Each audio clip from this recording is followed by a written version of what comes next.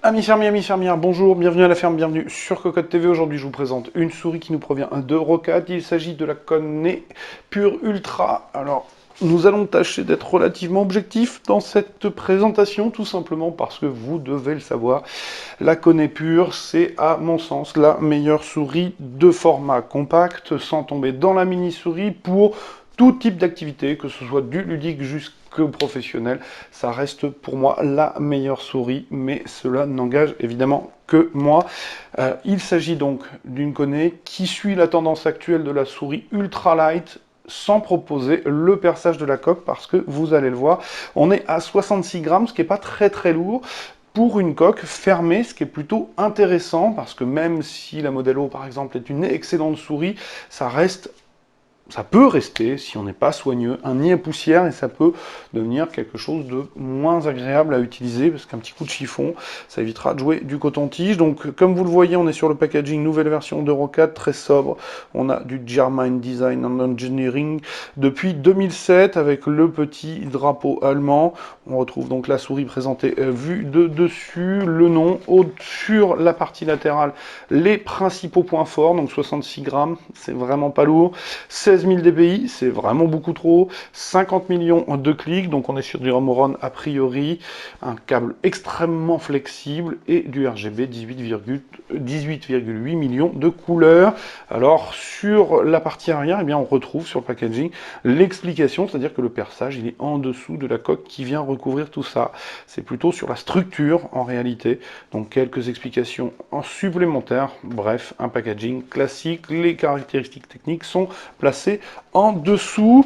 Alors, ce que je vous propose, c'est de passer très rapidement au bundle parce qu'il est assez sobre, pour ne pas dire chiche, et je vous reprends donc de suite, puis nous passerons à la présentation en détail de cette Conné Pure Ultra. Nous voilà donc face à la souris. Alors quand je disais bundle chiche, je n'en étais vraiment pas loin, puisque le voici, le voilà. Ni plus ni moins, on a juste un petit fascicule en papier blanc qui est donc le guide de l'utilisateur, le guide d'installation rapide. Voilà, rien de plus à ajouter. On n'a plus d'autocollant, on n'a plus de félicitations chez Rocat, mais ça fait un petit moment, donc on a vraiment l'essentiel, la souris. Donc ce que je vous propose, c'est de la brancher et de passer tout de suite à la souris.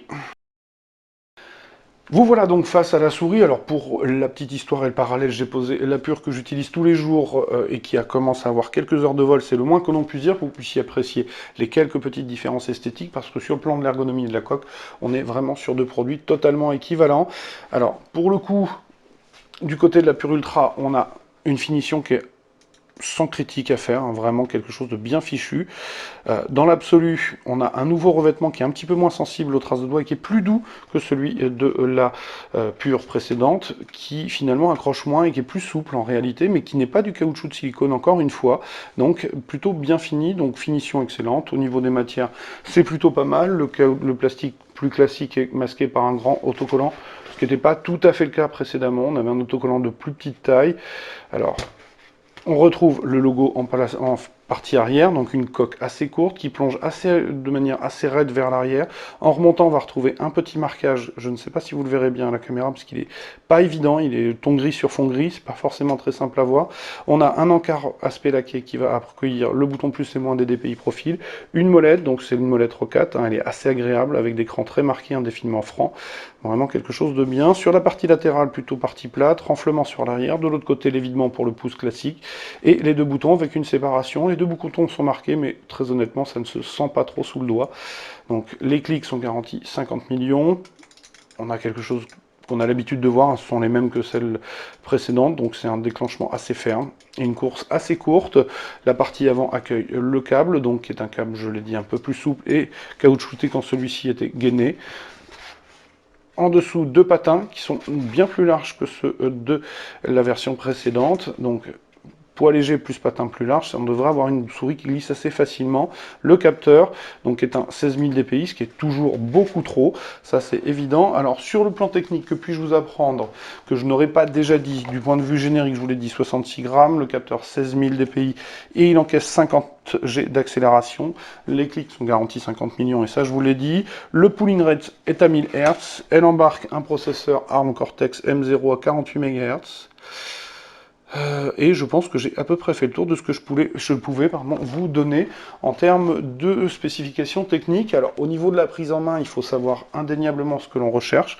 Si vous cherchez une souris format compact sans tomber dans la mini-souris, hein, j'insiste parce que pour moi le distinguo il est là, ça c'est plutôt format mini-souris et ça c'est format compact, eh bien on va être vraiment à l'aise en finger et en palme, en finger et en claw, par contre en palme on n'aura évidemment pas l'espace pour le faire, ça reste quand même une souris qui impose son type de prise en main et qui, à mon sens, est une excellente souris.